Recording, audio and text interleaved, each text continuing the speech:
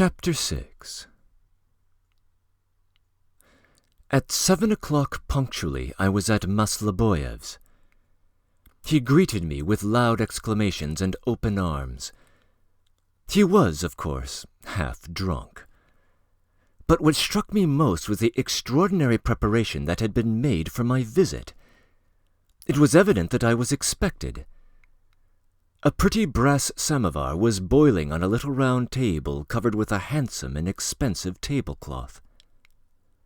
The tea-table glittered with crystal, silver, and china.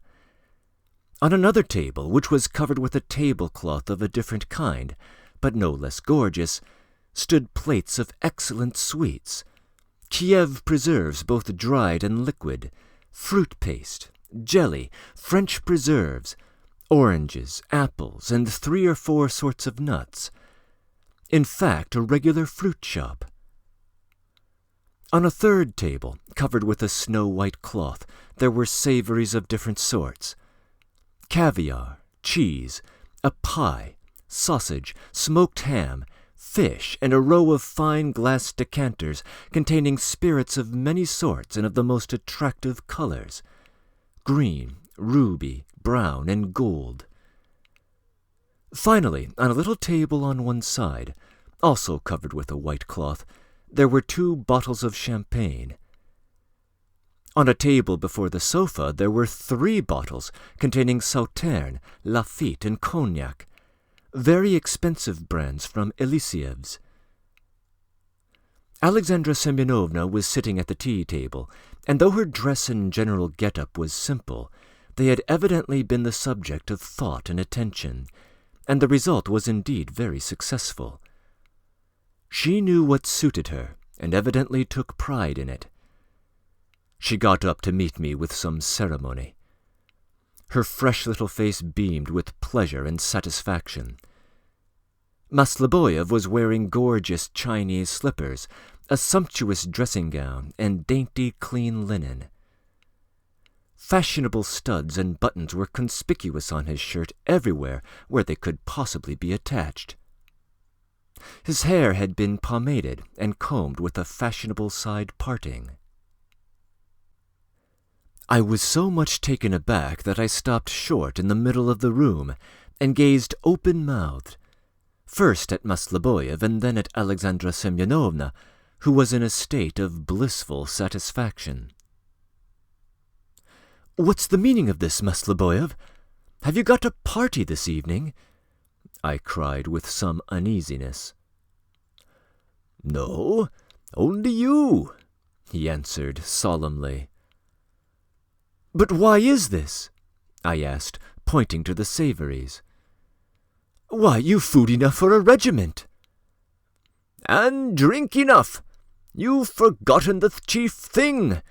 Drink," added Masloboyev. "And is this only on my account?" "And Alexandra Semyonovna's. It was her pleasure to get it all up." "Well, upon my word, I knew that's how it would be," exclaimed Alexandra Semyonovna, flushing, though she looked just as satisfied. "I can't receive a visitor decently, or I'm in fault at once." "Ever since that morning, would you believe it, as soon as she knew you were coming for the evening, she's been bustling about. She's been in agonies." "And that's a fib. It's not since early morning, it's since last night. When you came in last night, you told me the gentleman was coming to spend the whole evening." "You misunderstood me." "Not a bit of it. That's what you said. I never tell lies, and why shouldn't I welcome a guest? We go on, and no one ever comes to see us, though we've plenty of everything. Let our friends see that we know how to live like other people." "And above all, see what a good hostess and housekeeper you are," added Masloboyev. "Only fancy, my friend, I've come in for something too. She's crammed me into a linen shirt, stuck in studs, slippers, Chinese dressing-gown. She combed my hair herself and pomaded it with bergamot. She wanted to sprinkle me with scent. Creme brulee, but I couldn't stand that. I rebelled and asserted my conjugal authority.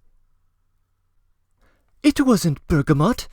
It was the best French pomatum out of a painted china pot, retorted Alexandra Semyonovna, firing up. You judge, Ivan Petrovitch. He never lets me go to a theatre or a dance. He only gives me dresses. And what do I want with dresses? I put them on and walk about the room alone. The other day I persuaded him, and we were all ready to go to the theatre. As soon as I turned to fasten my brooch, he went to the cupboard, took one glass after another until he was tipsy. So we stayed at home. No one ever comes to see us. Only of a morning people of a sort come about business, and I'm sent away. Yet we've samovars and a dinner service and good cups. We've everything, all presents, and they bring us things to eat, too. We scarcely buy anything but the spirits, and the pomade and the savouries there, the pie, the ham, and sweets we bought for you. If anyone could see how we live. I've been thinking for a whole year, if a visitor would come, a real visitor, we could show him all this and entertain him. And folks would praise things, and we should be pleased. And as for my pomading him, the stupid, he doesn't deserve it. He'd always go about in dirty clothes. Look what a dressing gown he's got on. It was a present. But does he deserve a dressing gown like that? He'd rather be tippling than anything. You'll see. He'll ask you to take vodka before tea. Well, that's sense indeed. Let's have some of the silver seal and some of the gold, Vanya, and then with souls refreshed we'll fall upon the other beverages. There, I knew that's how it would be. Don't be anxious, Sashenka. We'll drink a cup of tea, too, with brandy in it, to your health. Well, there it is, she cried, clasping her hands. It's caravan tea, 6 rubles a pound. A merchant made us a present of it the day before yesterday, and he wants to drink it with brandy. Don't listen to him, Ivan Petrovitch. I'll pour you out a cup directly. You'll see for yourself what it's like. And she busied herself at the samovar. I realized that they were reckoning on keeping me for the whole evening. Alexandra Semyonovna had been expecting visitors for a whole year, and was now prepared to work it all off on me. This did not suit me at all. Listen, Masloboyev, I said, sitting down. I've not come to pay you a visit. I've come on business. You invited me yourself to tell me something. Well, business is business, but there's a time for friendly conversation, too. No, my friend, don't reckon upon me. At 8:30 I must say goodbye. I've an appointment. It's a promise. Not likely. Good gracious, what a way to treat me. What a way to treat Alexandra Semyonovna. Just look at her, she's overwhelmed. What has she been pomading me for? Why, I'm covered with bergamot. Just think. You do nothing but make jokes, Masloboyev. I swear to Alexandra Semyonovna that I'll dine with you next week, on Friday if you like. But now, my boy, I've given my word. Or rather, it's absolutely necessary for me to be at a certain place. You'd better explain what you meant to tell me. Then can you really only stay till 8:30? cried Alexandra Semyonovna in a timid and plaintive voice, almost weeping as she handed me a cup of excellent tea. Don't be uneasy, Sashenka. That's all nonsense, Masloboyev put in. He'll stay. That's nonsense. But I'll tell you what, Vanya, you'd much better let me know where it is you always go. What is your business? May I know? You keep running off somewhere every day. You don't work. But why do you want to know? I'll tell you perhaps afterwards. You'd better explain why you came to see me yesterday when I told you myself I shouldn't be at home." "I remembered afterwards, but I forgot at the time. I really did want to speak to you about something. But before everything I had to comfort Alexandra Semyonovna. 'Here,' says she, 'is a person, a friend who has turned up. Why not invite him?' And here she's been pestering me about you for the last 4 days. No doubt they'll let me off 40 sins for the bergamot in the next world. But I thought, why shouldn't he spend an evening with us in a friendly way? So I had recourse to strategy. I wrote to you that I had such business that if you didn't come it would quite upset our apple cart." I begged him not to do like this in the future, but to speak to me directly. But this explanation did not altogether satisfy me. "Well, but why did you run away from me this morning?" I asked. "This morning I really had business. I'm not telling the least little fib." "Not with the prince?" "Do you like our tea?" Alexandra Semyonovna asked in honeyed accents. For the last 5 minutes she had been waiting for me to praise the tea, but it never occurred to me. "It's splendid, Alexandra Semyonovna, superb. I have never drunk anything like it."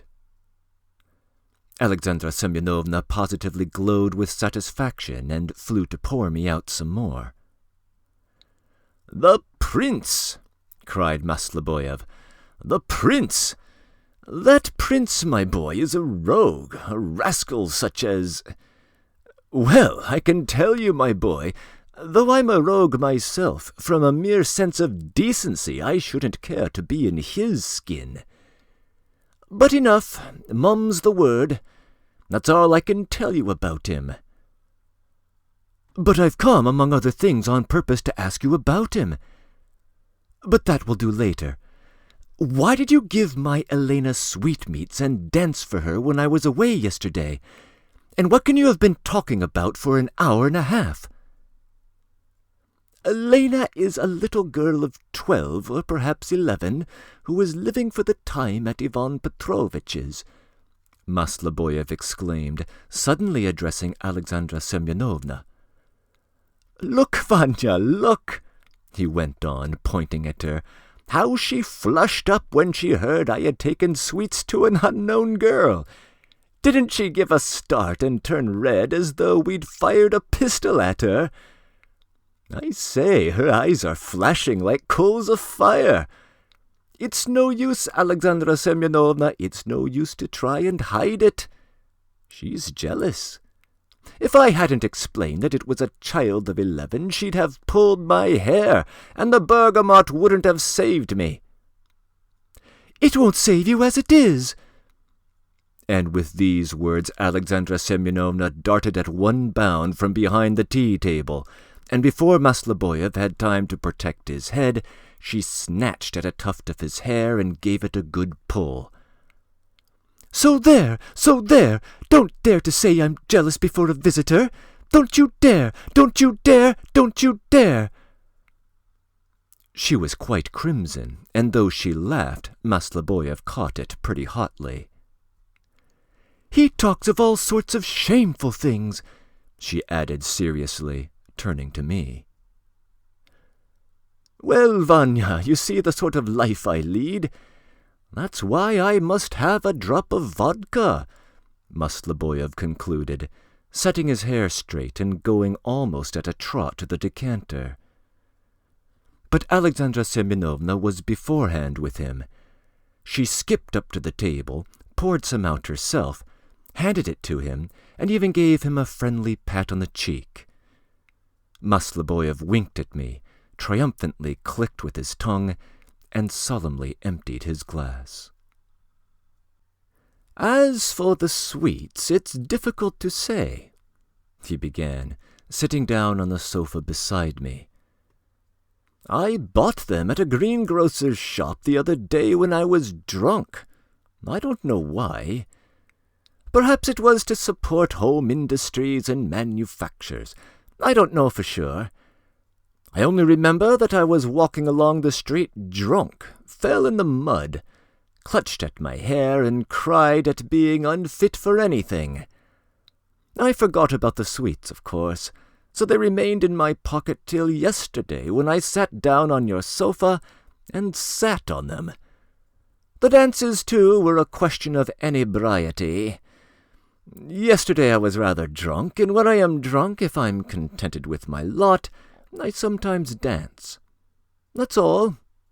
Except perhaps that little orphan excited my pity. Besides, she wouldn't talk to me. She seemed cross. And so I danced to cheer her up and gave her the fruit drops. And you weren't bribing her to try and find something out from her? Own up, honestly. Didn't you come then on purpose, knowing I shouldn't be at home, to talk to her tete-a-tete and to get something out of her? You see, I know you spent an hour and a half with her, declared that you had known her dead mother, and that you questioned her about something. Masleboyev screwed up his eyes and laughed roguishly. "Well, it wouldn't have been a bad idea," he said. "No, Vanya, that was not so. Though, indeed, why shouldn't I question her if I got the chance?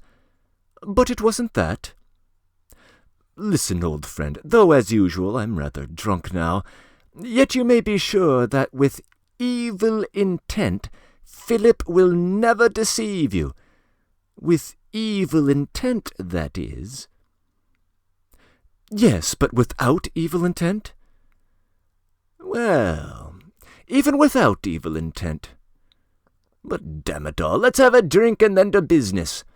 It's not a matter of much consequence," he went on after a drink. "That Bubnov woman had no sort of right to keep the girl. I've gone into it all. There was no adoption or anything of that sort. The mother owed her money, and so she got hold of the child. Though the Bubnov woman's a sly hag and a wicked wretch, she's a silly woman like all women. The dead woman had a good passport, and so everything was all right. Elena can live with you, though it would be a very good thing if some benevolent people with a family would take her for good and bring her up. But meanwhile let her stay with you. It's all right. I'll arrange it all for you. The Bubnov woman won't dare to stir a finger. I found out scarcely anything certain about Elena's mother. She was a woman of the name of Saltzman." "Yes, so Nellie told me." "Well, so there the matter ends. Now, Vanya," he began with a certain solemnity, "I've one great favor to ask of you. Mind you grant it. Tell me as fully as you can what it is you're busy about, where you're going, and where you spend whole days at a time. Though I have heard something, I want to know about it much more fully." Such solemnity surprised me, and even made me uneasy. "But what is it? Why do you want to know? You ask so solemnly." "Well, Vanya, without wasting words, I want to do you a service. You see, my dear boy, if I weren't straight with you, I could get it all out of you without being so solemn. But you suspect me of not being straight. Just now, those fruit drops, I understand.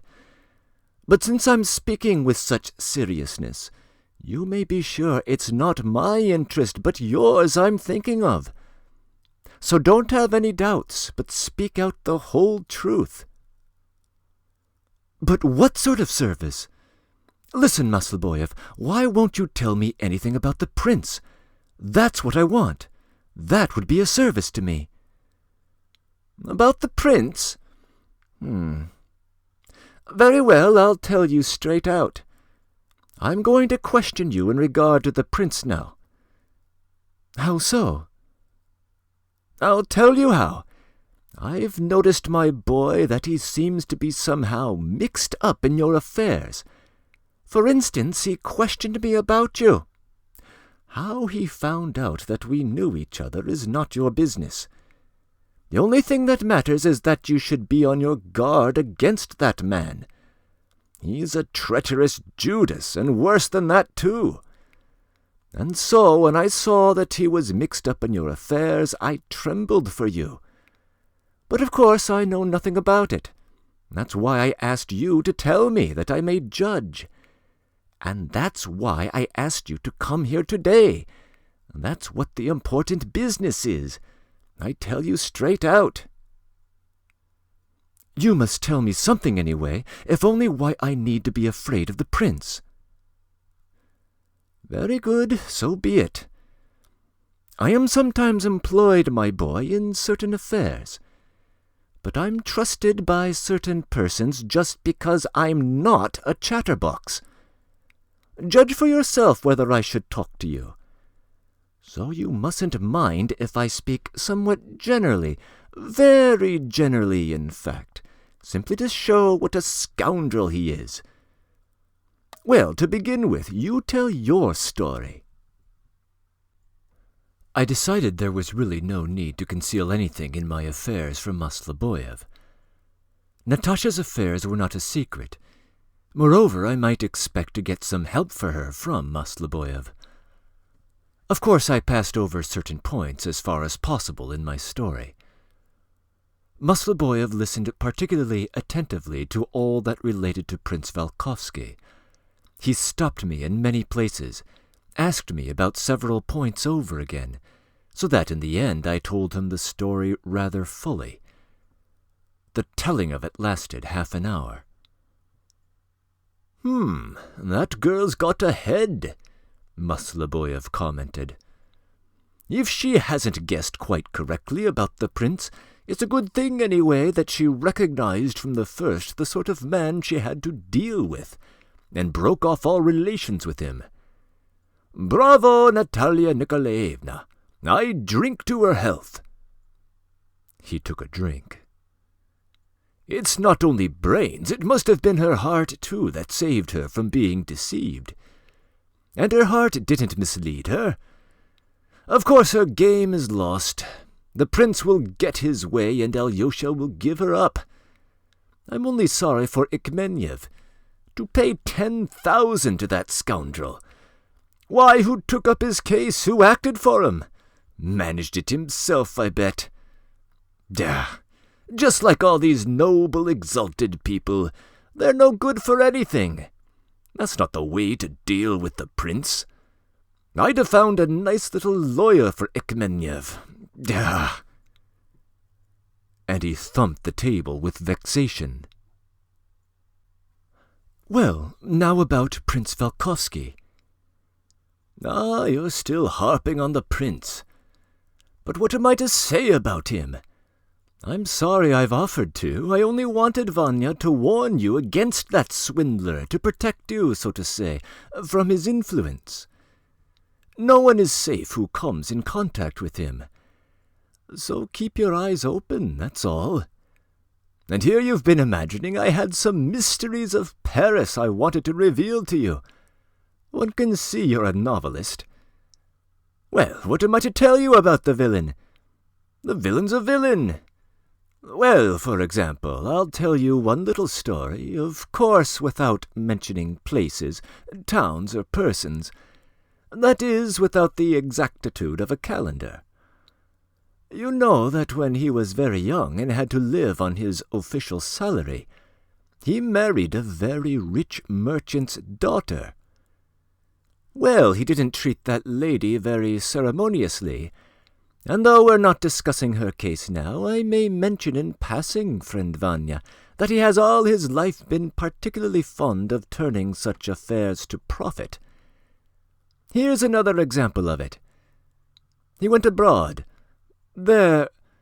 Stop, Masleboev. What journey abroad are you speaking of? In what year? Just 99 years and 3 months ago. Well, there he seduced the daughter of a certain father, and carried her off with him to Paris. And this is what he did. The father was some sort of a manufacturer, or was a partner in some enterprise of that sort. I don't know for sure. What I tell you is what I've gathered from my own conjectures, and what I've concluded from other facts. Well, the prince cheated him, worming himself into his business too. He swindled him out and out, and got hold of his money. The old man, of course, had some legal documents to prove that the prince had had the money from him. The prince didn't want to give it back. That is, in plain Russian, wanted to steal it. The old man had a daughter, and she was a beauty, and she had an ideal lover, one of the Schiller brotherhood, a poet, and at the same time a merchant, a young dreamer. In short, a regular German, one Pfefferkuchen. Do you mean to say Pfefferkuchen was his surname?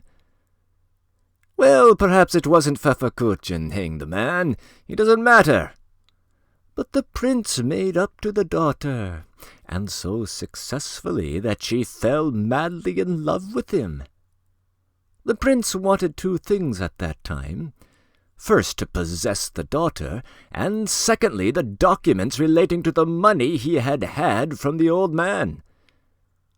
All the old man's keys were in his daughter's keeping. The old man was passionately fond of his daughter, so much so that he didn't want her to be married. Yes, really, he was jealous of every suitor she had. He didn't contemplate parting with her, and he turned Pfefferkuchen out. He was a queer fish, the father, and Englishman. An Englishman? But where did it all happen? I only called him an Englishman, speaking figuratively, and you catch me up.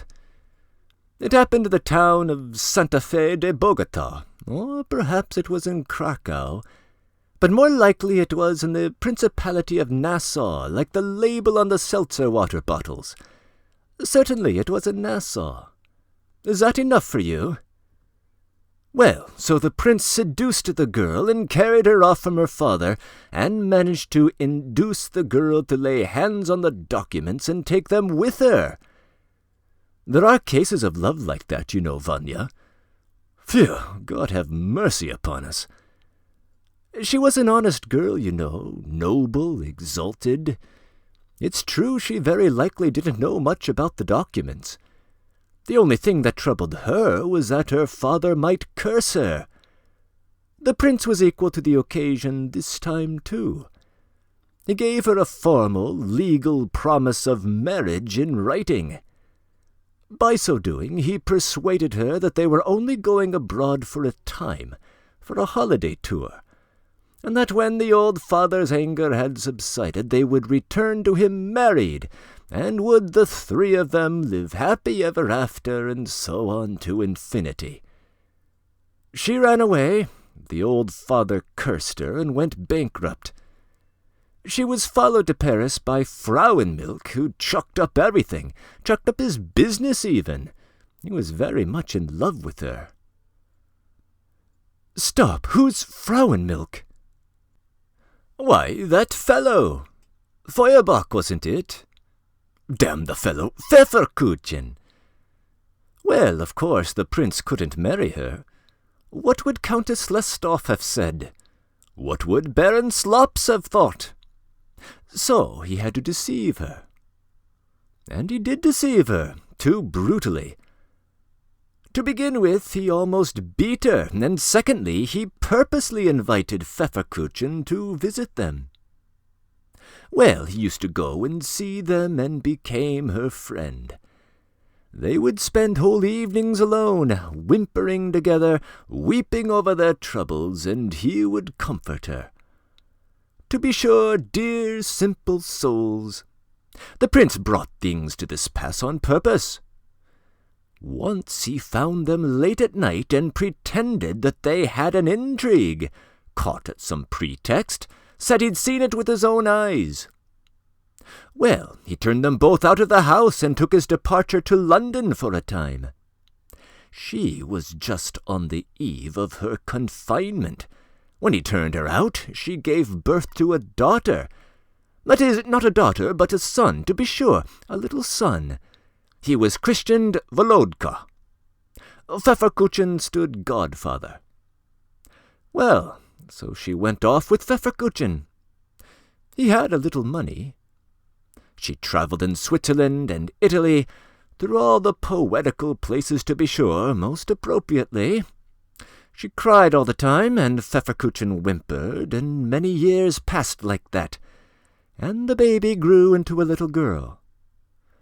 And everything went right for the prince, only one thing was wrong.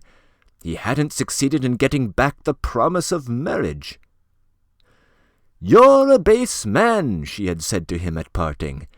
"You have robbed me, you have dishonoured me, and now you abandon me. Goodbye. But I won't give you back your promise. Not because I ever want to marry you, but because you're afraid of that document, so I shall always keep it in my hands." She lost her temper, in fact, but the prince felt quite easy. Such scoundrels always come off well in their dealings with so-called lofty souls. They're so noble that it's always easy to deceive them, and besides they invariably confine themselves to lofty and noble contempt, instead of practically applying the law to the case if it can be applied. That young mother, for instance, she took refuge in haughty contempt, and though she kept the promise of marriage, the prince knew, of course, that she'd sooner hang herself than make use of it, so he felt secure for the time. And though she spat in his nasty face, she had her Volodka left on her hands.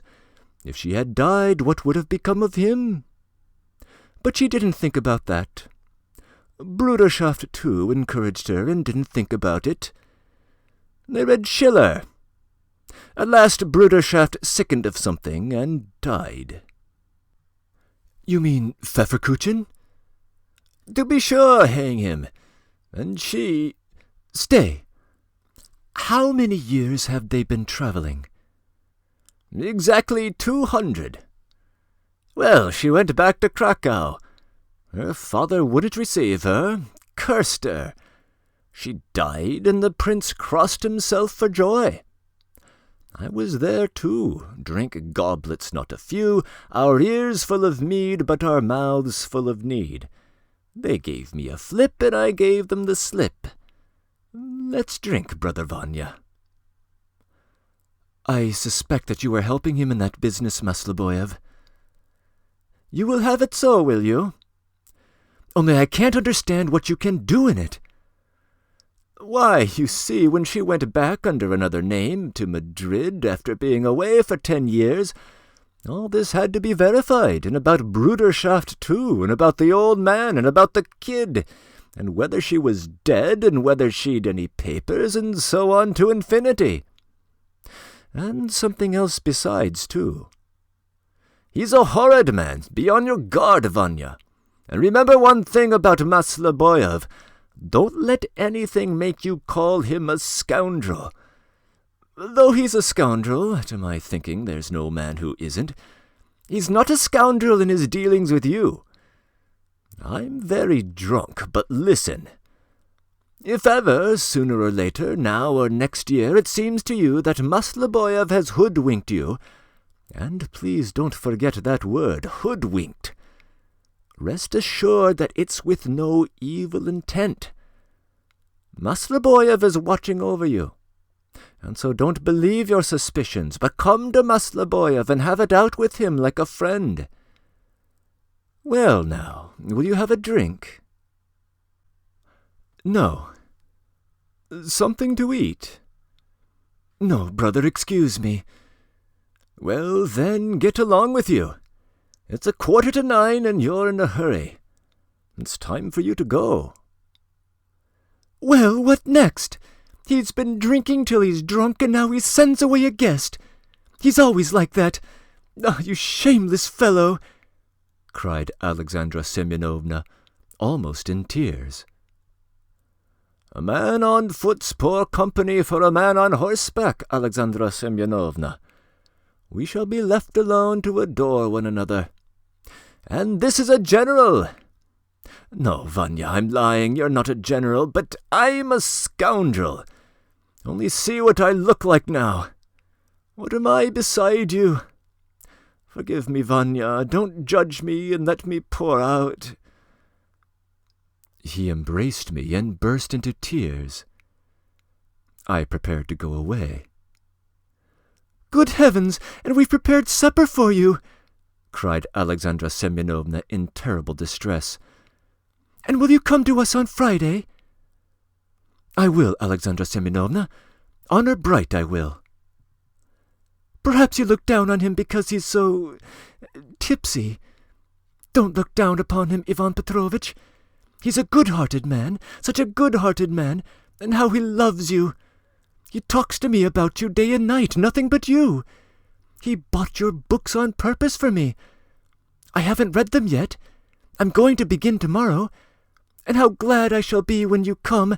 I never see anyone. No one ever comes to sit with us. We've everything we can want, but we're always alone. Here I've been sitting listening all the while you've been talking, and how nice it's been. So goodbye till Friday. Breaking in.